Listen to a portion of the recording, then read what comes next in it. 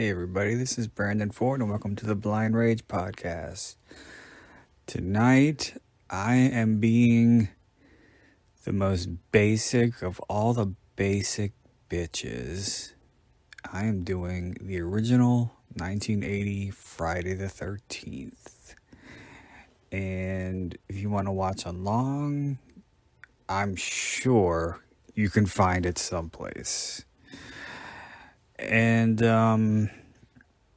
before we get into the movie, I want to encourage you to please go to Amazon.com, check out my books in both paperback and Kindle editions.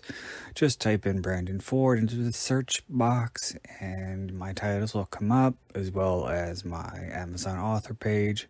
You can also find my books in audiobook format, if that's what you prefer, by going to audible.com or the Audible app, typing in Brandon Ford. A bunch of my titles are up now. Most recently, The Mystery of Kelly Christopher, book I want to encourage everybody to read, especially you horror fanatics like myself. This is a book that is my love letter to the genre, and it's one that I think everybody who is as engrossed in the genre will like, because there are references aplenty. And so please check that out. If you don't like audiobooks, you can also check it out in paperback and Kindle. Once again, that's The Mystery of Kelly Christopher, now available. Check it out. And if you have any questions, comments, concerns, critiques, suggestions, criticisms, recommendations, please feel free to email me directly at blindragepod81@gmail.com. Lastly, before we get into the movie, I just want to please encourage you to rate, review, and subscribe. Rate is the most important thing. If you're listening to this right now, just scroll up your screen, hit the drop down, select a star rating, because this helps with the algorithms, gets me more exposure. Even if you don't want to give me a 5-star, although a 5-star would be appreciated, just give me something. It doesn't take long, especially if you're on a smartphone. It's just a tap, tap, boom, you're done. Okay. And I'm done. So, alright, let's get started here. Going to begin with the 3 count. As per usual. 3, 2, 1, play. Alright, so that is the fucking Paramount logo, I guess. I don't know why I said it like that. Yeah, so we're going back to Camp Crystal Lake. Fucking, what is this? I don't even remember. I've noticed that I'm always down on myself for bringing up my visual disability on the podcast, because I feel like I bring it up during every episode, but first and foremost, it is a huge part of my life. Second, this is the Blind Rage Podcast. You're listening to commentaries orchestrated by someone with a visual disability, so part and parcel. This song is so fucking cornball, and when they zoom in on the girl strumming the guitar, singing about milk and honey, I just want to smack her in the face. But as I was saying, now that I spend most of my time listening to movies as opposed to watching them, I forget a lot of because when they say this supposedly happened in everything always happens in 1957, by the way. So but I think this is 58. But everything generally tends to happen in 1957, and then it's always like 30, 20, or 25, 30 years later. But the thought that I'm trying to get out of my fucking face is that I always forget now what the years were when the incident that ends up being the impetus of the film or the story takes place. I don't remember anymore. Oh God, they're singing about the River of Jordan. Shut up. Hallelujah. You're so corny. As everybody, I don't care who the fuck you are, if you are and grew up a hard devotee, you got started with Friday, you got started with Nightmare, you got started with Halloween. And if you were feeling brave, you dipped a toe into the chainsaw pond. But these were and are and remain the Titans. And Elm Street and Friday are the franchises that helped fuel my passion for the genre. Though I do remember seeing some horror films prior, these were what strengthened my addiction with each new installment, And because the first Friday came out in 80, I was born in 81, because I'm fucking old. I wasn't, I don't even know I don't know when this could have, when this was released, the release date. I could have still been in utero, or I could have been in diapers. So I didn't see it when it first came out. I didn't see the second one when it first came out. I didn't see the third one when it first came out. I didn't see the fourth one when it first came out. The only one that I remember seeing when it first came, well, yeah, I did. I saw part 7 when it first came out. I remember that. Because I remember my dad renting it on VHS. Our first kill. And we're stabbing violins. Say what you will about these movies, this theme, this Harry Manfredini theme is so iconic.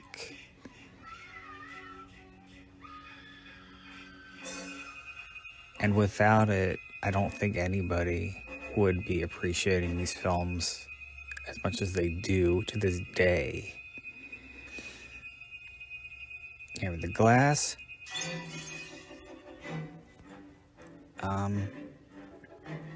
So yeah, part 7 was the only one that I saw when it first came out. I can't tell you which one I saw after that.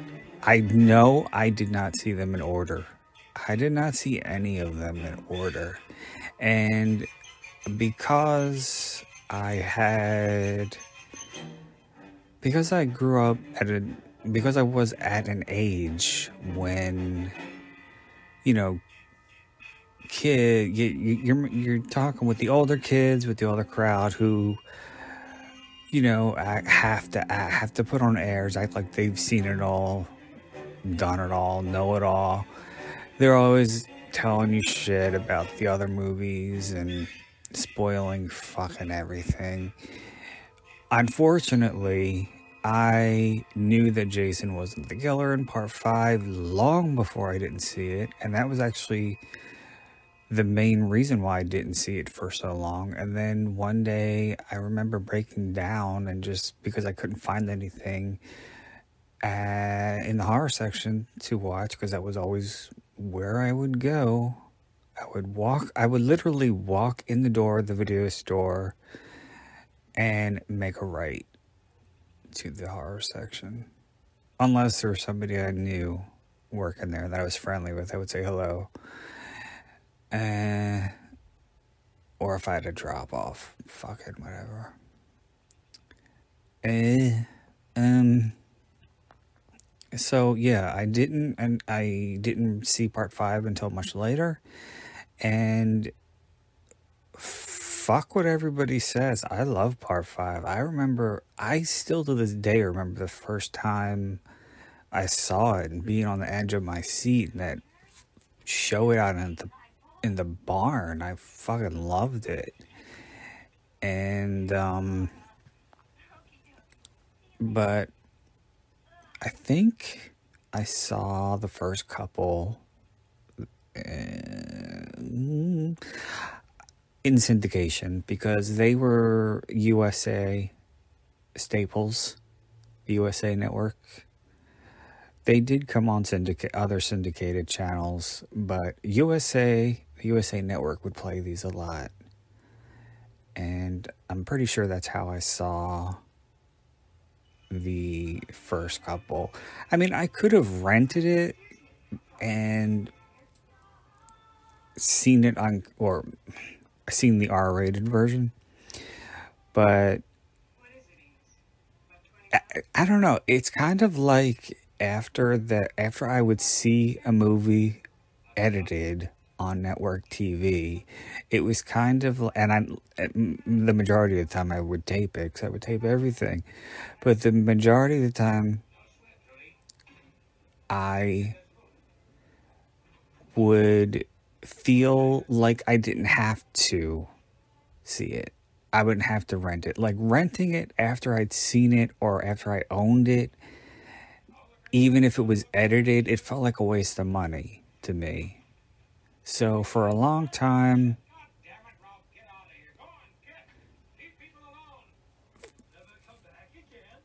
I remember there was some impropriety with the trucker helping Annie into the truck.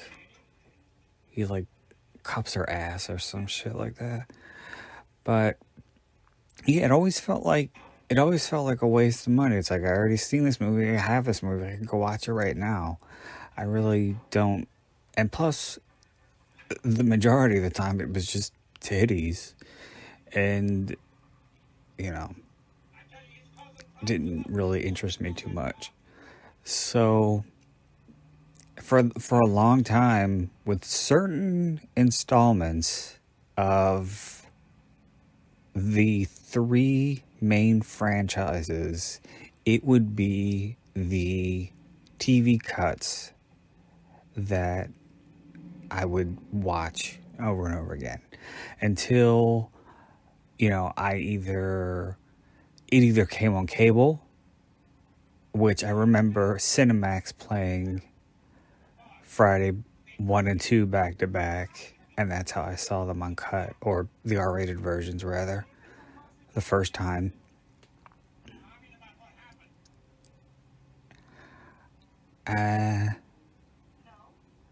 Or if I would buy them on VHS. I didn't wait until I got the DVDs to see a lot of these movies. I didn't wait that long. But, when you're a kid, you want to spend your money on fucking candy and other bullshit.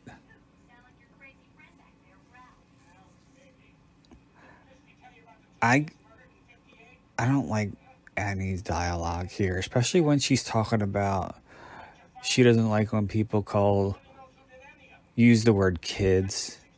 Like, who the fuck just uses children all the time?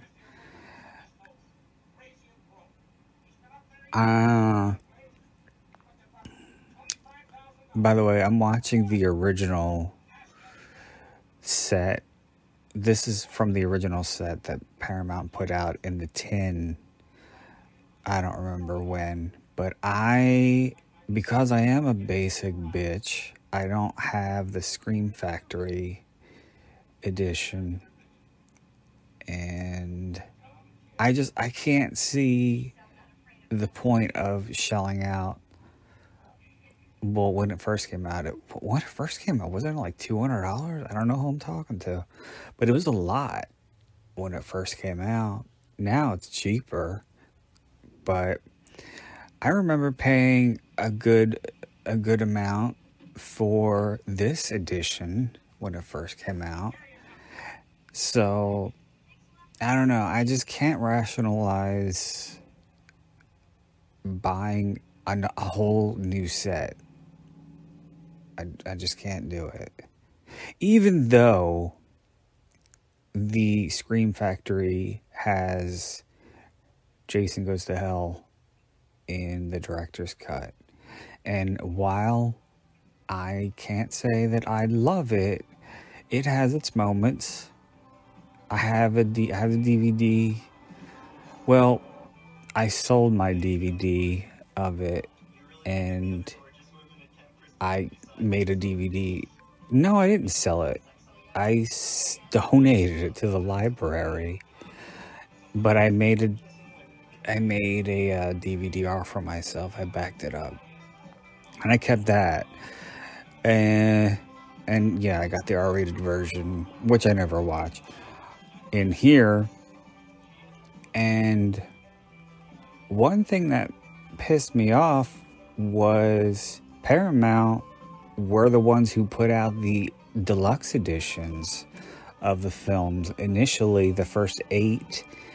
And, well, first, I remember they fucked with people too. It was the DVDs came out, and then it seemed like forever before the Blu-ray editions came out, and then it was just the first 3 that it felt like 2 years.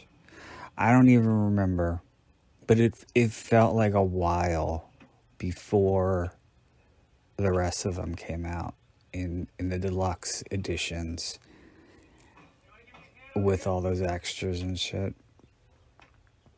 Oh, and by the way, too, I also bought the From Crystal Lake to Manhattan DVD set. That was how I first got the Friday the 13th movies on DVD. I was gonna buy them one at a time, but it seemed like they were never ever ever going down in price. They were all $30 fucking a piece, and they didn't have anything on them.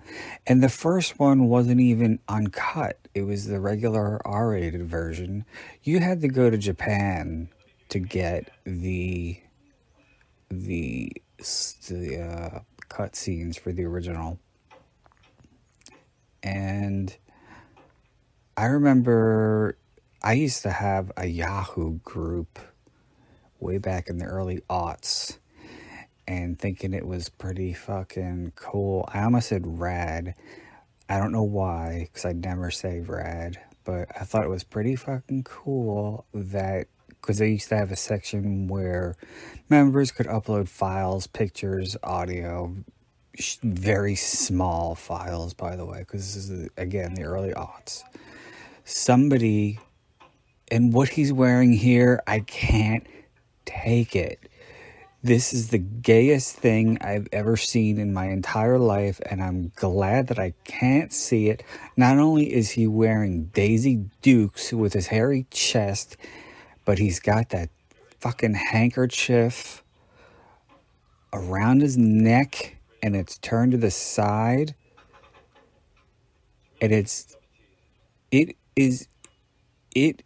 is gayer than Siegfried and Roy fucking Neil Patrick Harris up the ass while Elton John sits at his piano and jerks off.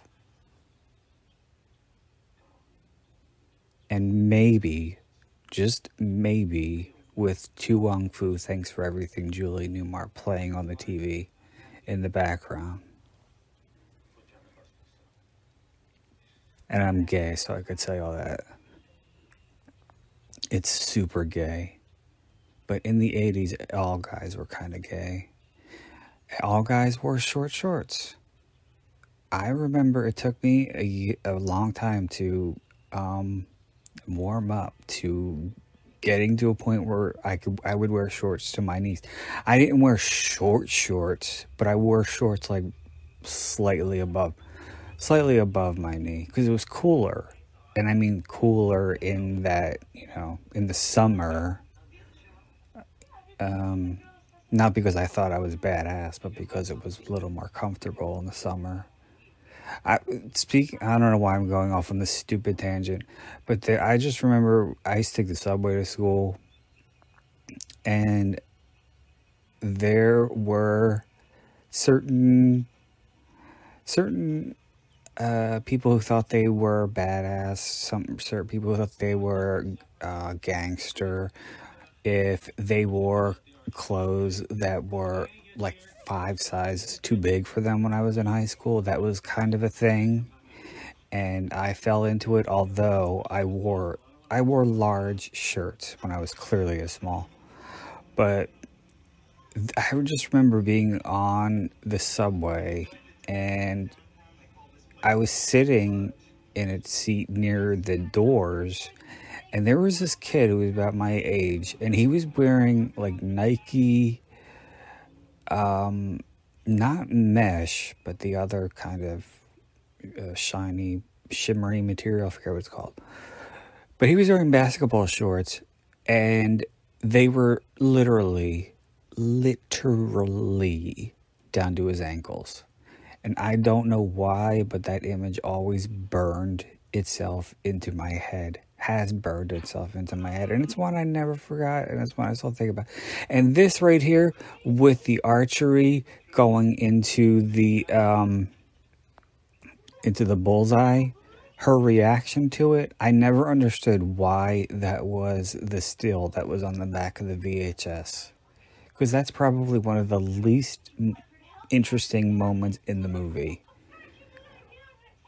Weren't they? Didn't they want people to rent it or buy it or see it? Why would you just put? Oh my god. Anyway, what the fuck was I saying? Oh yeah, shit. I never finished my thought about the DVDs. Yeah, I got the Crystal Lake to Manhattan. So I got that one first. That one only had 1 through 8. So, and then I bought, and at that time, Jason Goes to Hell wasn't on DVD at that time. So, yeah, I already bought a set, and then I bought another set on Blu-ray. I'm not buying another fucking set on Blu-ray. Here's when she's talking about, I hate when people call them kids. When you have a dream, as long as I've had, you'll end up doing anything. I dream for what? To cook shitty food for a group of bratty kids in a low-rent summer camp? That's your dream? Really? I think it's time to aim a little bit higher, lady. And fucking... It always just amused me when people would say that she was the first victim of the Friday the 13th series, because they always would forget the opening scene. Yeah, oh shit. I started at least like 5 stories and didn't finish any of them. But yeah, what was I saying about... Yeah, I was saying about the Yahoo group that I had. Somebody uploaded a file that had the 2 clips, the 2 most infamous clips. The first one's about to come up right now when Annie gets her throat cut, and the other with Kevin Bacon getting the spear through his chest. Somebody put that in like a really shitty Real Player. Remember Real Player? That fucking sucked. Real Player file.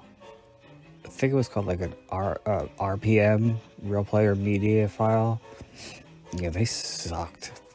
That was how I first saw that, uncut. And So yeah, then they had the deluxe editions that had everything uncut finally, or the first one, that is, with the deluxe editions with all the new commentaries and such.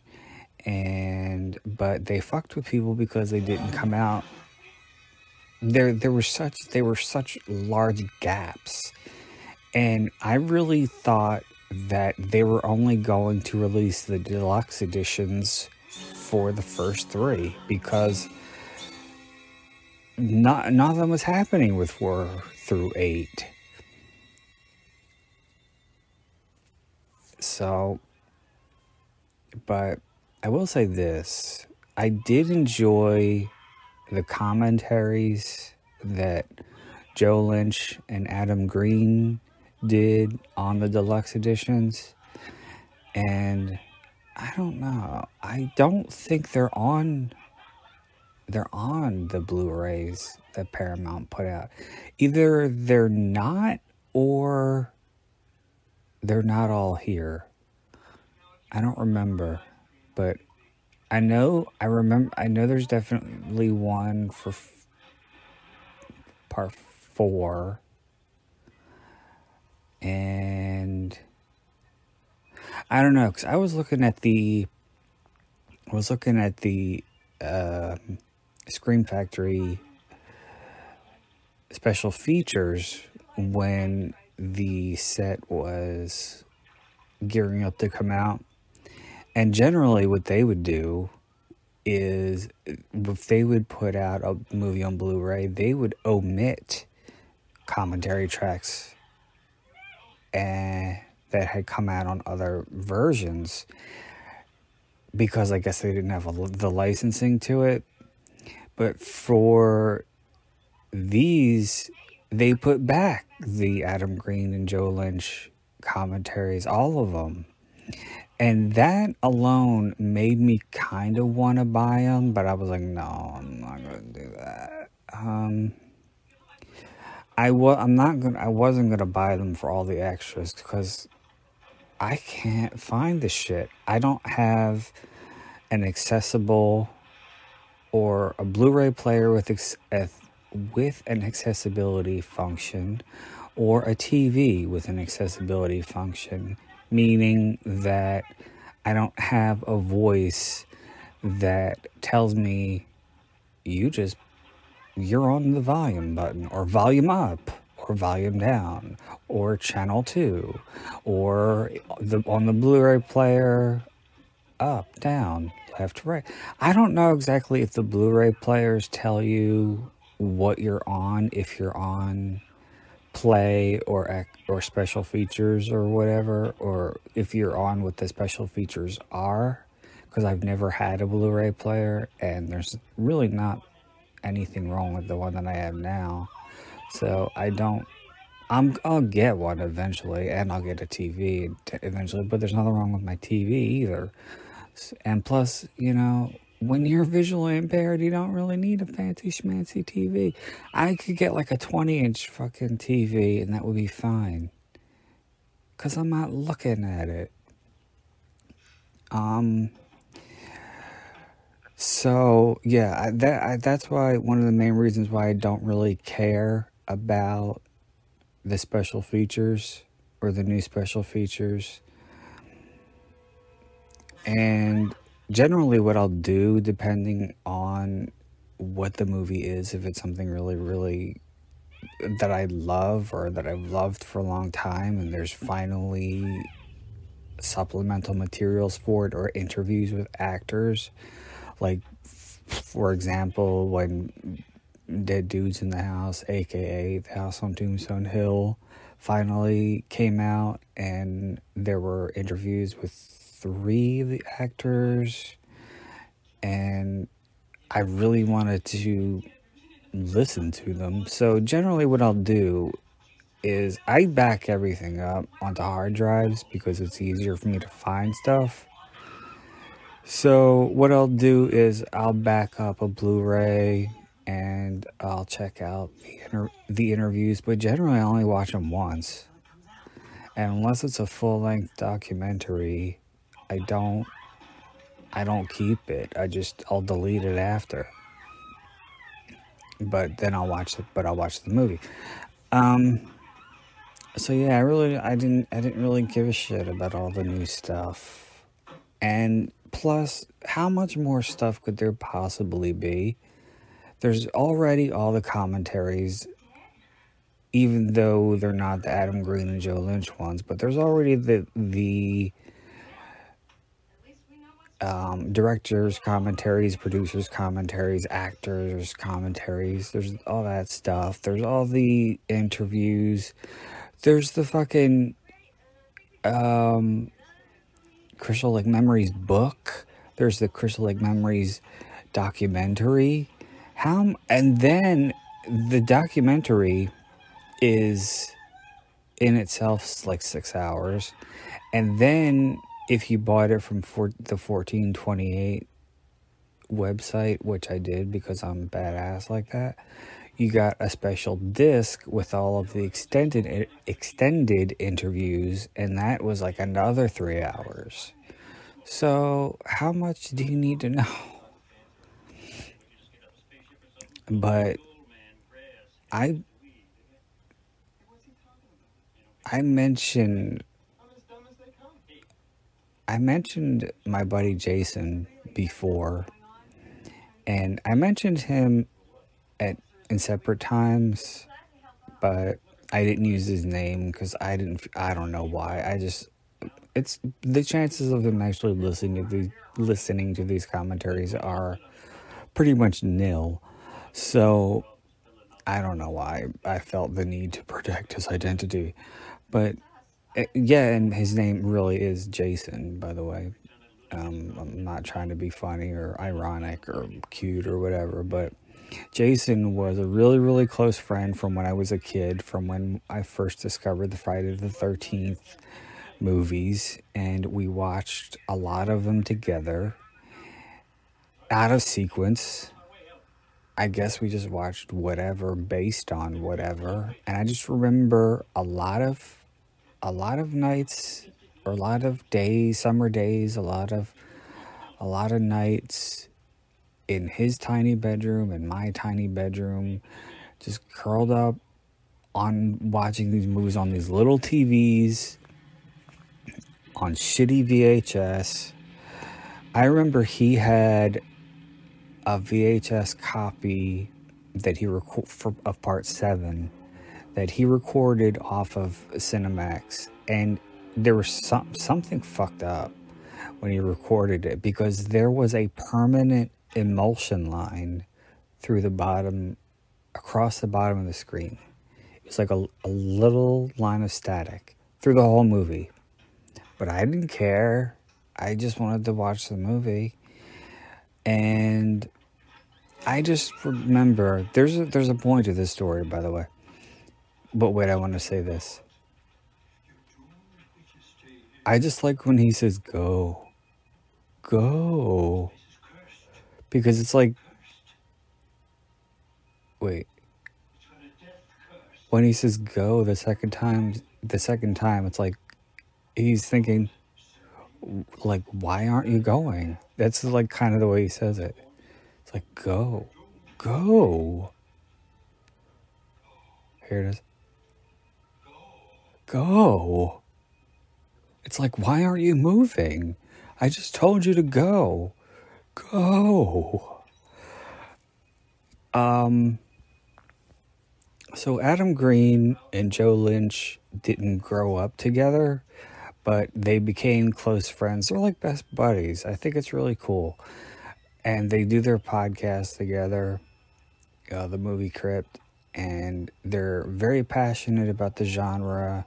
And Adam even named a character in Frozen after Joe. So, and they were, I remember in particular, I think it was part 4 or part 7, they were sharing stories about their childhoods, because they're around my age. I think they might be a little bit older, but they shared stories about watching these movies in basements at friends' houses. I think it was Joe Lynch who said that a friend of his, as when he was a kid, had a Pepsi machine, like a full-on giant Pepsi machine in his basement, and you didn't have to put money in it. You just pushed a button, and a can of Pepsi would pop out, and like they would be all sugared up and caffeined up, watching Friday the 13th, drinking Pepsi and eating candy and shit. And while my experiences weren't as extravagant as those, I do have a lot of really fond memories of watching these movies with Jason and talking about them and our general fandom over them. We weren't so hardcore that we had to have all of the memorabilia and shit because we were not brats and we weren't spoiled. As I've said so many times before, I was not spoiled despite what my parents say. So we just had the movies and the experiences of watching the movies, and for us that was good enough. That was fun enough. And it was something, we used to watch the same movies over and over and over again. And I think that's where my habit of watching the same movies over and over again came from. And we were very similar in that we knew movies, the dialogue verbatim and stuff like that. But anyway, I remember listening to the commentary for one of them. And Adam and Joe were talking about their experiences as kids discovering these movies, what their first reactions were, talking about their friends, what kind of friends they had, who they watched these movies with. And it got me all nostalgic. And Jason is married. He's got, I don't know, 2 or 3 kids. We're not friends anymore. We stopped being friends as soon as puberty started to kick in. You know, when everybody changes during puberty, you start to drift apart and whatever. It's neither here nor there. But we kind of reconnected a little bit on Facebook. Well, no, actually it was MySpace for initially. Kind of connected a little bit on MySpace and then Facebook, and it was right around the time my first novel came out that we connected. And I don't think that we corresponded regularly, but we caught up, and he told me what was going on with him and vice versa. And I just remember, because of all of those stories that Adam Green and Joe Lynch had shared, I felt compelled to reach out to Jason on Facebook and tell him about these commentaries and how they got me thinking about our experiences, Jason and mine, when we were kids, and how much fun I remember us having watching the movies, and how much it was a huge part of my childhood. And I didn't get all sentimental, but I didn't think that he would share the same feelings or memories or whatever. But when he responded, I really wasn't expecting what he said.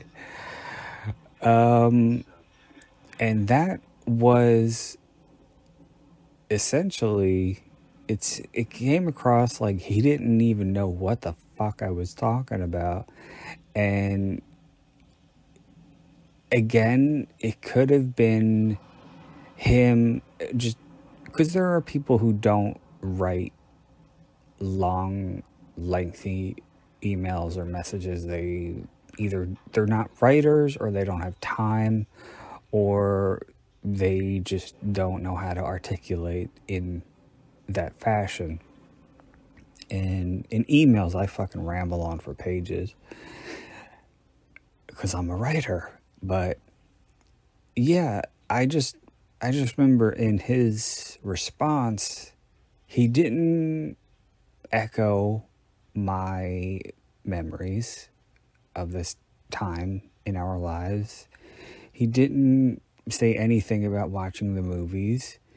What he did say was, while he still is very much into film, he hasn't seen a horror movie in decades, and even the thought of watching a Friday the 13th movie freaked him out. He said, I can't watch these movies. They're disturbing. They get to me. And I was like, I'm thinking, and I didn't know what to say, so I don't even think I responded. But I'm thinking to myself, do you know how many horror movies we watched together? You were the friend that I watched the first Chainsaw Massacre with. You tried to get me to rent Faces of Death, which I refused. I did not want to see that. I said, you're on your own with that one, buddy. And to this day, I've never seen Faces of Death. Any of them. I don't care if what people say, if they're fake. And I'm sure that, I believe the stories about a lot of the stuff being staged. But there is some real stuff in them too. And especially animal cruelty. And I can't deal with that. So, yeah, I said I refused, but he was trying to get me to rent those, and it's just like, going through such a huge part of your childhood with someone who shared your same passion for something, to do a complete 180 was very, very jarring to me. I didn't know how the fuck to handle that, but it was very odd. So this shoe, I think they have all new pieces now for Monopoly. I always liked the horse. That was my favorite. I think it was because he was the tallest. It was either a horse. What was he? A horse, or was a guy on a horse? But he was the tall, because I think it was a horse in mid leap or something. And I just liked it because he was tall. Maybe it could have been something Freudian, because I was always a short kid. But the other ones I thought were boring. Who the fuck was the thimble? This is bullshit. And the iron was too flat. I don't remember. Oh, the race car, the roadster. That was okay. That was cool. But I think everything's different now. I don't know. I haven't played Monopoly in probably... Well, I can't play board games at all anymore. But I think I remember playing Monopoly with an ex probably about 15, 16 years ago. And I was convinced he was cheating. That he was fucking... That he was hoarding $500 bills because he was the banker. That was one thing I could never be bothered with playing Monopoly. It's like, whenever the banker designation arose, I was always the first to say, "Not it. I don't want the responsibility. I didn't want to do it."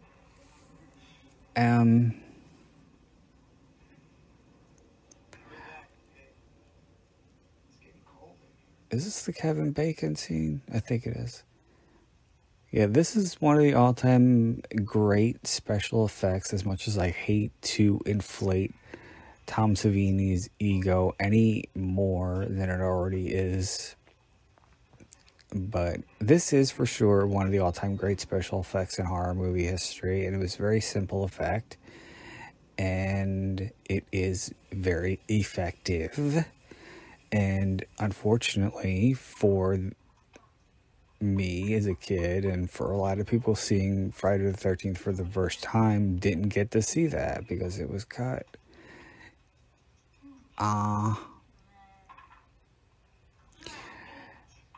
I've heard conflicting things about Kevin, how he feels about being in this movie.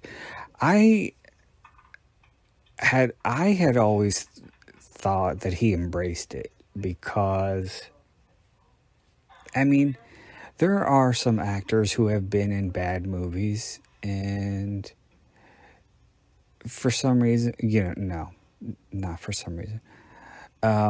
Clearly, they don't want to talk about it, and they want to just act like it didn't happen. So, but there are others who got their start in movies that went on to become classics, like Friday the 13th, and it's not a bad place to get your start.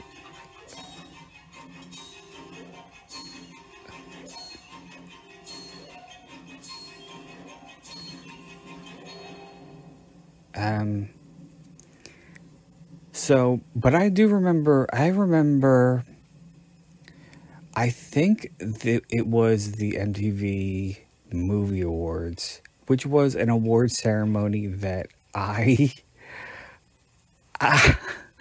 think is one of the most pointless award ceremonies ever. And I don't even know if they still do them. If they do, why? Has anybody ever been, whenever an actor is mentioned, an accomplished actor is mentioned, have you ever in your entire life heard anyone say MTV Movie Award winning actor so and so? No, of course you have not. You'll hear Oscar nominated so and so, Golden Globe winning so and so, Emmy and Tony Award winning so and so. MTV, no. MTV was for music, it was not for movies. But I do remember him presenting something, and I think it had a movie, I think a category, and I think it had something to do with horror films. And I do remember him saying somewhat proudly that he was in the original Friday the 13th. And I think if he wasn't proud of it, he wouldn't have even mentioned it at all. But to me, that always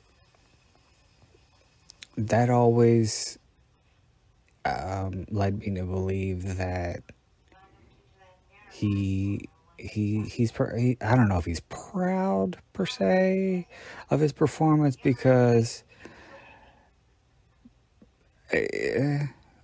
he's grown a lot as an actor. This was 40 years ago.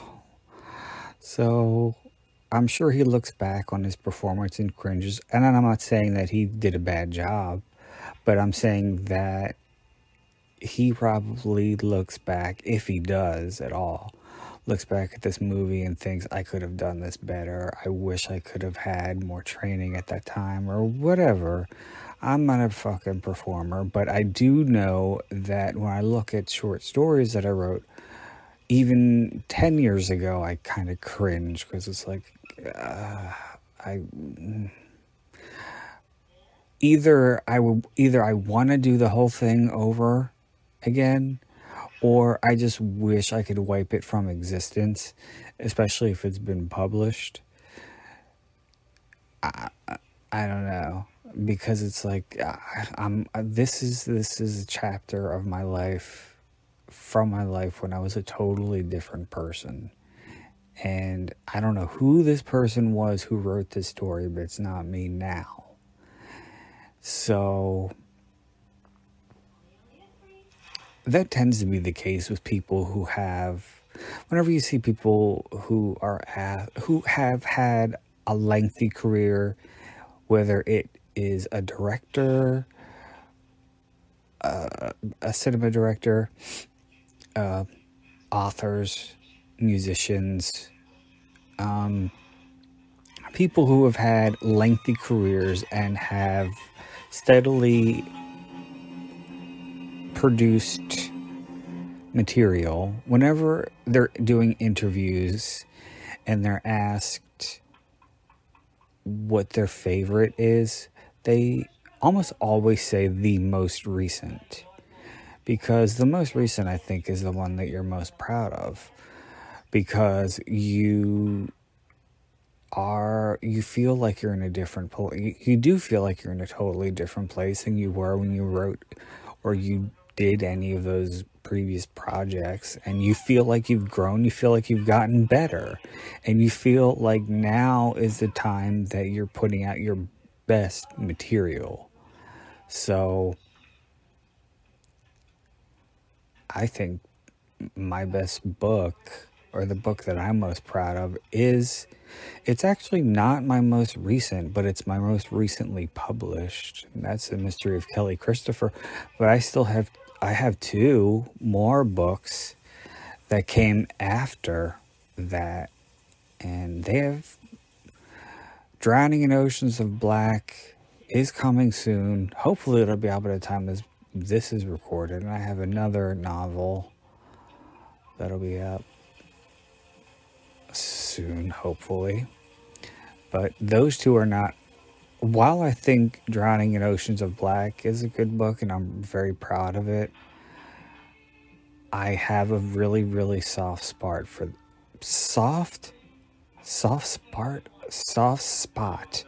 The Mystery of Kelly Christopher, because it deals with so much of what molded me into who I am, and that is the horror genre. So there's that. I've been wanting to do these movies for a long time. Well, yes and no. I said that when I had my first podcast, and I think I told this story before, pretty sure that I definitely told this story before.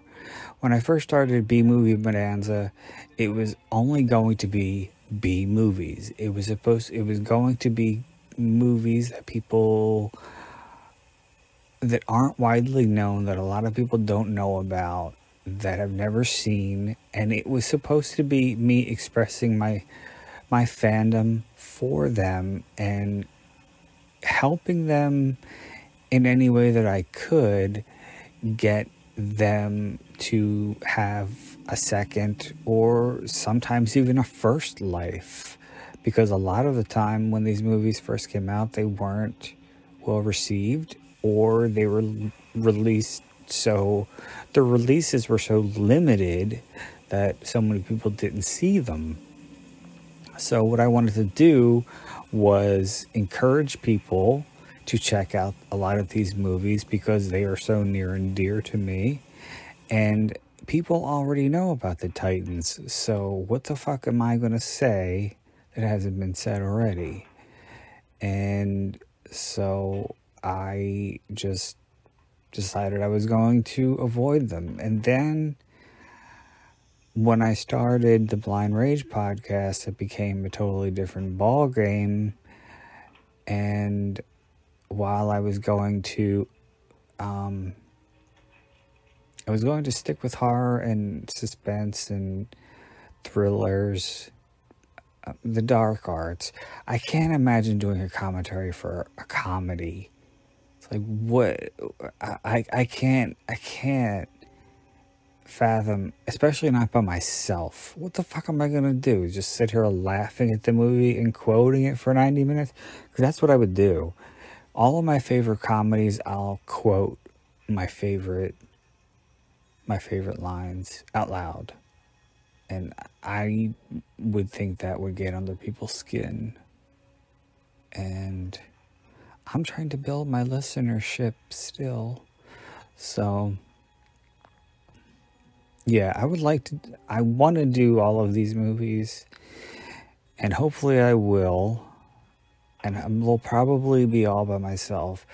I was going to do all of the Elm Streets, but I did 1 and 2, and I recorded a commentary for part 3 with my buddy James, but it didn't turn out well, and frankly it's not totally unlistenable, but the quality is very poor, as is the quality for Patchwork and Nailgun Massacre, because Zencaster sucks, even though it claims to be better than Zoom and all the other, and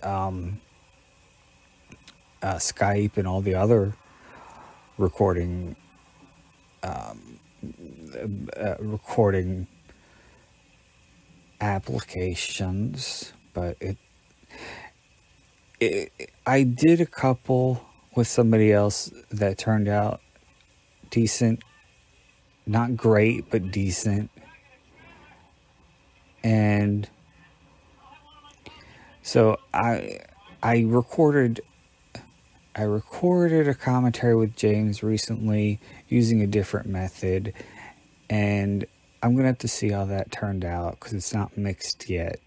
But when it is in its complete form, hopefully it'll turn out well, and hopefully, I'll be able to do more commentaries with him and not have to worry about it sounding like shit. But yes, I did record a commentary for Elm Street 3 with him, and it didn't turn out well, and I don't feel good about recording a commentary for myself because I feel like it would be a bit of a betrayal, and I don't want to record a commentary for anything past 3. So I'm just gonna have to wait until James and me are able to get our schedules in order so that we can record commentaries. I would like to get them for a double feature, but it's very hard. I don't know. I really don't know how anybody, especially people who do commentaries or do podcasts that are in the same room together and not doing them over the web, how they're able to do it. Because it always seems to me like, or it has been to me, with me, for me, it's been a chore to get for our schedules to line up, because everybody has their own lives, their own jobs, their own commitments, relationships. Life gets in the way of a lot of things, and I'm not faulting James or anybody for that, but I can't understand. I can't fathom.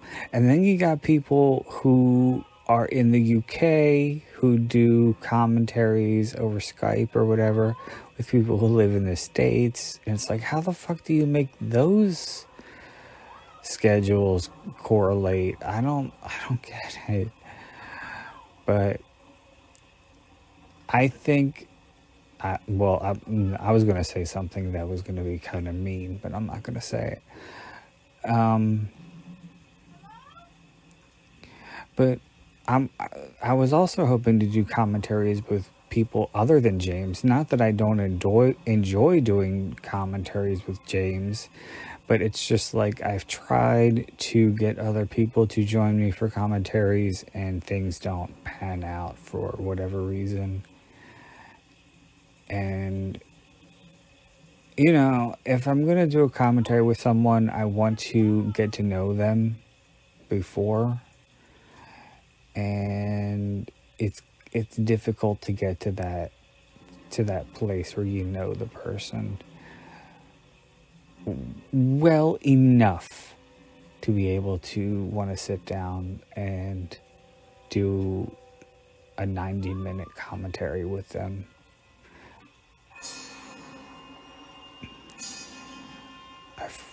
fucking... Okay, it's not funny anymore. Ugh. I hate that line. Or, this isn't funny. You guys, one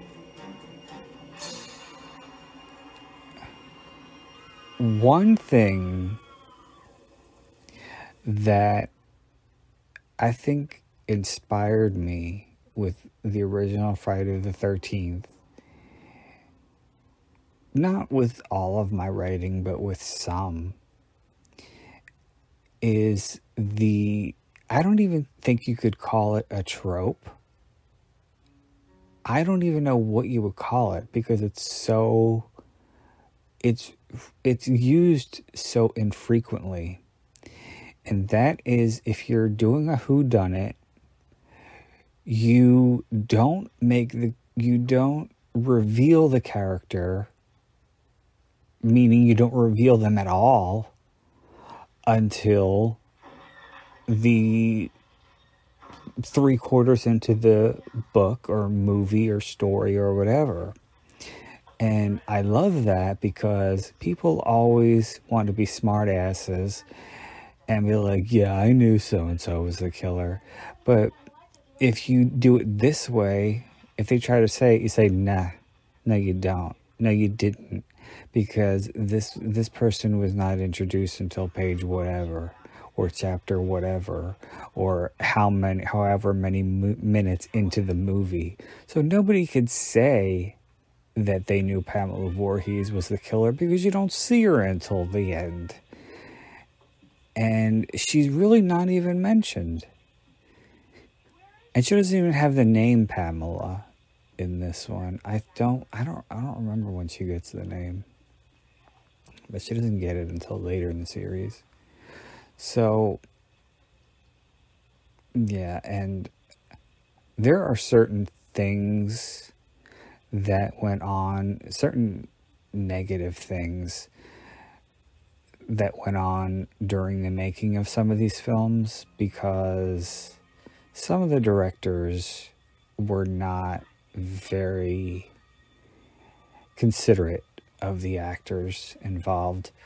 I think Joe Zito of Part 4 is known to be a very difficult director to work with. And he put people's lives in jeopardy. And I used some of this, I tweaked them a bit, don't get me wrong, but I used some of these stories and anecdotes that were shared during the interviews for some of the Friday the 13th movies and other movies for The Mystery of Kelly Christopher, because I wanted that I wanted to have those scenes in the book where people who are as hardcore as myself would read them and say to themselves, oh, that sounds a lot like what happened to so-and-so on the set of so-and-so. And yeah, that's because it is. It's because I tweaked it to make it different. But yeah. I don't think that there was a lot of nastiness or any nastiness that went on set in this one. There was in future installments in the franchise. But I think this one was, for the most part, smooth sailing. Well, I don't know about that. I don't know if smooth sailing is the right term. But I think it went all right. And it's funny to me whenever Sean Cunningham talks about the movie, he always said that he wanted to have that final jump scare like they had in Carrie when she comes out of the grave and latches onto Amy Irving's arm, or Sue's arm. And I think he said something along the lines of that. When he saw it in theaters, it had people jumping out of their seats and popcorn was flying everywhere. And he wanted that, and he also wanted people leaving the theater with a very ominous, because he utilizes both the endings of Carrie and Halloween in Friday the 13th, because you got that final shock when Jason comes out of the lake, which scared everybody, but you also have that unsettling, kind of ominous, um, kind of melancholic, but also very unnerving realization when Annie is thinking about the attack and she knows that Jason is still there. So that's kind of the same thing with the way Halloween ended, because the movie was over, but Michael was still at large.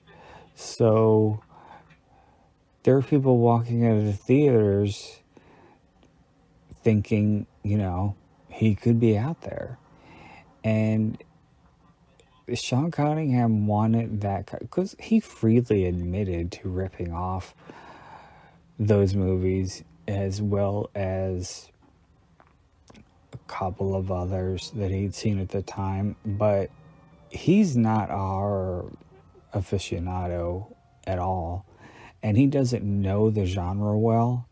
And whenever he is in interviews and he brings up horror films, he always brings up the same two, and that's Halloween and that's Carrie. And I think that's because those are the only two horror movies that he knows. Which is ironic, being that he is behind one of the most successful horror franchises of all time. There's whatever Christy, his name is. Too bad he didn't die in his Daisy Dukes. I don't remember how long Betsy Palmer worked on this. I know it was not long. And I'm not going to rehash the stories that have been told a million times in a million interviews and a million commentaries about her involvement with the film and the dickheads known as Siskel and Ebert, who did all that stuff. You can find all those stories online or on the supplemental materials on the Blu-rays. So yeah, I won't waste your time. And these are supposed to be personal commentaries anyway.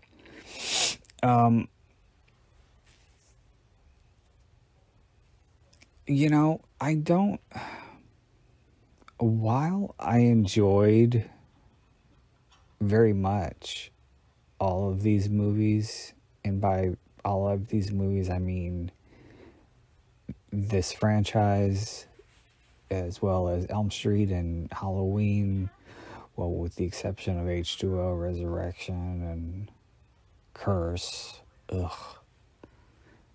And I don't know where all this vitriol and about 4 and 5 came from, but it needs to stop, because they're good movies. And Danielle Harris is fucking awesome. And if you don't like my sentiment, then you can suck it. I forgot what I was going to say, because I'm starting to fade a little bit. I was going to say something about the franchises. Oh, I know what I was going to say.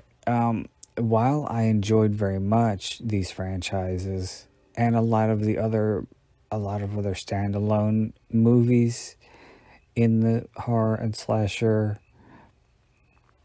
or the slasher subgenre, I was never afraid of them. I just I didn't find Jason scary. I didn't find Freddy scary. I didn't find Michael Myers scary, especially Michael Myers, because is I he's just a guy in a suit with a mask who doesn't move, who doesn't talk, who doesn't move very very quickly. Well, he moves, but he doesn't move very quickly. Even when he stabs at someone, generally, well, things kind of change when you go through the series, but he was not very menacing, I don't think, in a lot of the original Halloween. I think the tensest moment or the tensest exchange is when he's trying to get Laurie out of the closet. But for the most part, he's not this total killing machine the way Jason is. And even though Jason is that killing machine, I never found him to be frightening. I just really enjoyed the movies and thought they were fun and had a great time watching them over and over again. And especially if I had to choose between the Three Titans, it's Elm Street all the way, because Freddy is my favorite character and I love all of the movies in the series. And we're not counting New Nightmare and Freddy vs. Jason, because I don't really think that New Nightmare is an Elm Street film and Freddy vs. Jason is... but I love 1 through 6 of... I know a lot of people hate Freddy's Dead. I love it a lot. Even more people hate Elm Street 5. I fucking love it. And another one that people, I think I said this already too, but a lot of people hate Friday the 13th Part 5, but that's another one that I love. So, yeah, and then after seeing all the installments and all the franchises, I started to branch out, because I didn't know what my identity was at the time when I was growing up. I didn't really recognize myself as a horror fanatic, even though I knew I had such a strong affinity for the movies. I just knew that I liked them. But I think it was because I knew that I still had a lot to go, because I was very green. Although I had all of the installments in the Three Titans down, there were still a lot of stuff out there that I hadn't seen. And if I would meet, this happened a lot too, I would meet older people when I was like 12, 13, 14, and people who even showed the most even showed the smallest interest in the genre. I would just look at them, because I didn't grow up with the internet. So there wasn't stuff out there that I could look up, that I could find. So I would just ask people. I would ask them what their favorites were, if they showed even the slightest interest in the genre. And sometimes I would ask them to write me lists. And I think that's originally how my discovery of some of these movies became. Aside from renting them, choosing them myself, and seeing them on TV. I took recommendations from people because I wanted to expand my horizons. And I did find out, even though I didn't know that I preferred a certain genre of. No, okay. Even though I wasn't sure, I wasn't 100% sure what I liked the most, there were certain things that I knew that I didn't like. For example, I didn't like monster movies. I was never a monster movie fan. I was never into creature features. I never liked Godzilla or Mothra or any of that stuff. I knew I really wasn't into gothic horror. I knew I wasn't into Hellraiser or anything like that. I wasn't into the Draculas and the Frankensteins and the Universal stuff.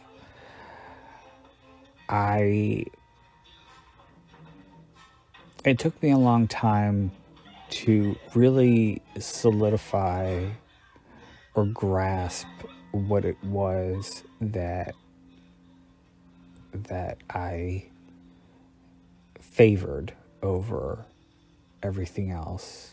And this was one of the movies that helped me accomplish that. So, although Friday the 13th isn't, I wouldn't say it's one of my favorite horror movies, it definitely has a very special place in my heart, because without it, or without any of the Friday the 13th movies, I wouldn't be who I am today. I wouldn't have the fanaticism that I have today. And I don't think that they're perfect movies, for sure. I wouldn't say they're high art at all. And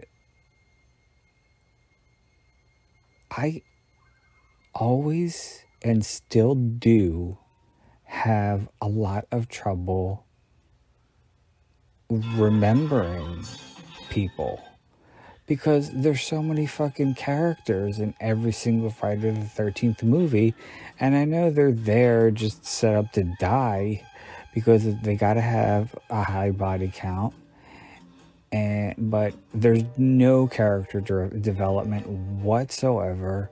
The only thing that you really know about the main or the main group is their names. That's essentially it. All you really know about Annie in this one is that she likes to draw, and that she may or may not, I don't think it's really clear, at least not to me, if she was sleeping with whatever his name is, Christy. I don't know. And I always found it comical, by the way, back to that scene where he's in the Daisy Dukes with the red scarf. She is doing hard fucking labor, and he's just like frolicking in the sun with his booty shorts and his nips out. And she's like fucking fixing the gutters or whatever the hell she was doing. Here we have Mrs. Voorhees. And there's one moment that I do love where and it's mentioned in I think it's mentioned in both his name was Jason and Crystal Lake Memories. His Crystal Lake Memories recycled a lot of the same interviews, but I don't remember who said it. But there's a moment when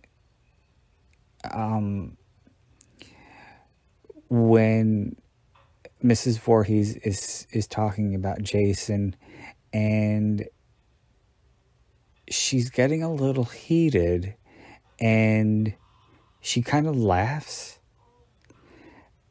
and I don't know who, I wish I could remember who brought it up, but he said that laugh suggests she is crazy, she knows she's crazy, and she's okay with it. I never took it that way, ever. My interpretation of that laugh was a sense of discomfort between them. It was, she was getting a little too emotional. She was starting to get angry, and she had to get hold of herself. Wait.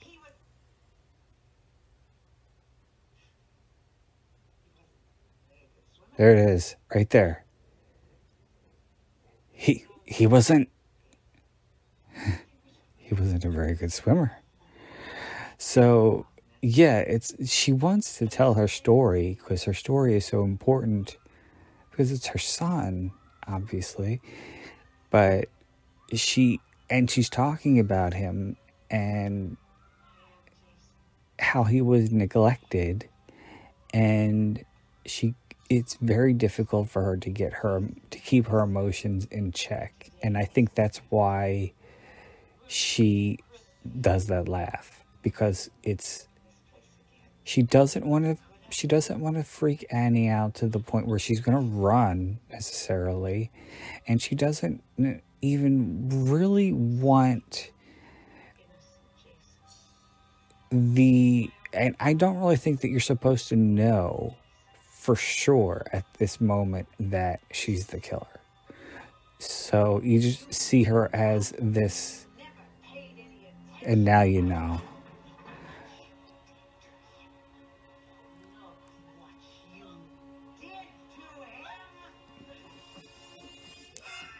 So, and for an older woman, I think she might have been, what was she, in her 50s? She, she manages well with the stunts and she does well. And I also really love the part when she looks Annie in the eyes and she has this very odd expression on her face. But not only is she looking Annie in the eye, but she's staring through Annie because she sees Annie as one of the counselors who let Jason die. And it's the moment when she says, "We can go now, dear." And what she's actually saying is, she's not really saying, "We can go now." She's saying, "You can go now. It's your turn. You're next. You're the last." So there are a lot of really, really good things about Betsy Palmer's performance, and it's almost, although I wouldn't change it because I think it works really well the way it is. It's almost a shame that she didn't have a bigger role in the movie, because she was a very skilled actress. She had worked steadily. She had worked on Broadway. She had been in TV. She'd done a lot of movies.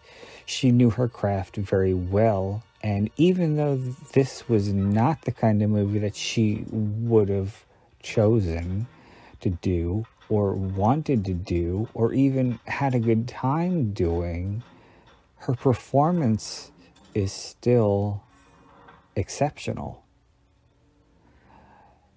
And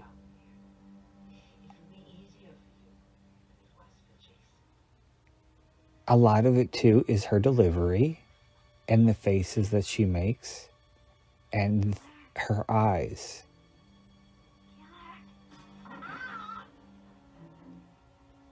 And when she gets hit, it hurts, but she doesn't really react the way someone, I don't want to use the word normal, but she doesn't really react the way someone who isn't as completely insane as she is would react. When Annie hits her with her hands or whatever, it's almost like Mrs. Voorhees sees it as a minor inconvenience.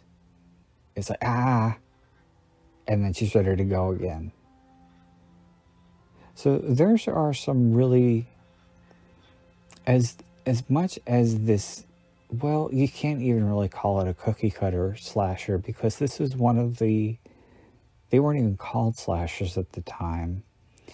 This was one of it's so interesting too, because Sean Cunningham made this movie fully intending to rip off other movies, but what he did in all actuality was inspire so many more copycats than he ever could have imagined with this film. Especially when 1981 came around and they were just being cranked out and cranked out and cranked out, and the tropes were being, what is the word? I keep wanting to say formulated. Formulated. The tropes were being established as far as what should happen at what point, when there should be a false scare, when there should be a real scare, when there should be a death, when there should be a nude scene. All of these things were being made up with the release of each new film. And I'm not talking about Friday the 13th, I'm talking about each film in this subgenre. So while it's not a great film, it is an important film, an iconic film, and one that we have to have if we, and I don't want to, it's one that we have to have if we have, if we're going, it's one that we have to have if we're going to have better movies in the genre, in the slasher genre. Because there are some that, while they were influenced by Friday the 13th, they did it better. They had character development. They had believable characters. They had people or characters who weren't just essential cardboard cutouts of human beings. They were three-dimensional. They had pasts. They had personalities. And I'm not talking about the kinds of movies that had the slut, the jock, the nerd, those kinds of idiotic cliches. But somewhere along the line, and it's a shame that there really aren't that many. There aren't that many, but somewhere, some writers and some directors decided or realized that we can't keep doing this. We can't just continue to have a simple premise that is centered around a group of young, attractive people who are just or simply set up to die. they have to be real people in order for you to feel something for them. And I think that's really why I don't feel anything. Well, no, I can't say that. I don't feel I don't feel anything for the majority of the people who get killed in any of the movies in the series. There are some that I like, and that it kind of gets to me that they are oft, but what they have is very superficial. And for example, in part 6, I always felt something for Paula and Sissy because they really cared about the kids, especially the little girl Nancy who's having the bad dream, and they came to her rescue. And it's just a very sweet moment when Paula says, no more bad dreams are going to come around here anymore. And Sissy is shaking her head, and she has a sweet smile on her face. So it humanizes those characters. And there really isn't much that humanizes a lot of the characters in the series. Except for, I think, Tommy Jarvis, without argument, is the most fleshed out of all of the characters. And I think that's because he had 3 movies to do it. But even still, in part 4, which is not one of my favorites, but I know is a fan favorite,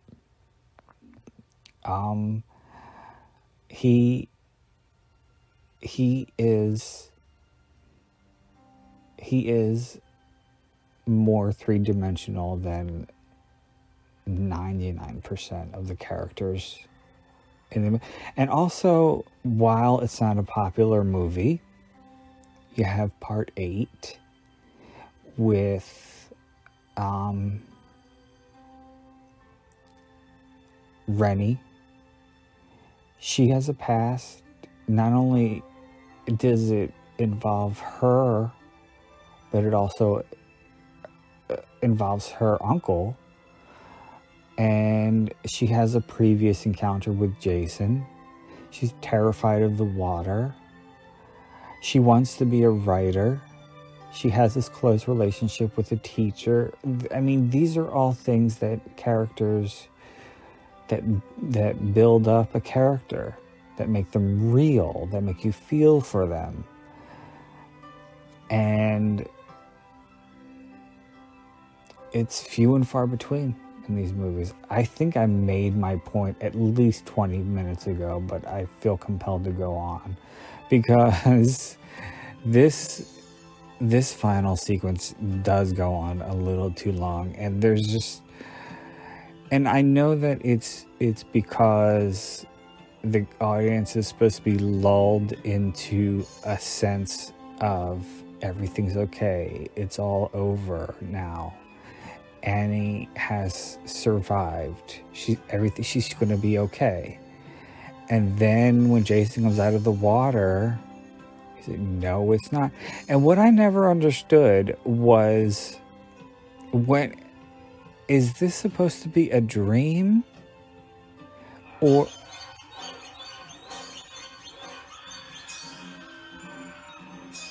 is this supposed to be a dream?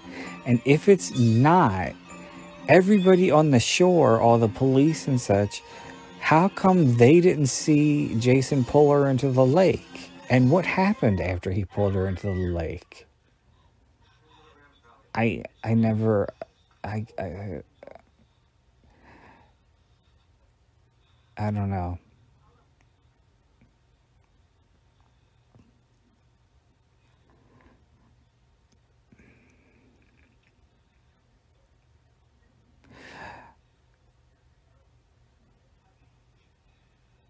Well, and plus when she says, what you can really clearly hear her New York or East Coast accent when she's talking about Jason. The one who attacked me, the one who pulled me into the water.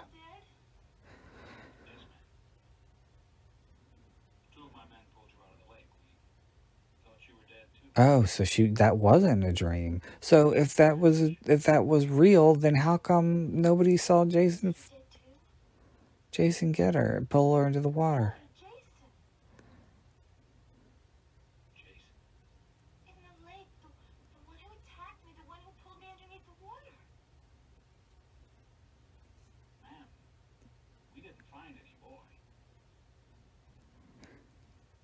They didn't find any boy, but in part 2, they're going to find a grown-ass man. And I think I said this before, but it was probably for another movie because I've never done a Friday the 13th commentary that I know of, that I can remember anyway.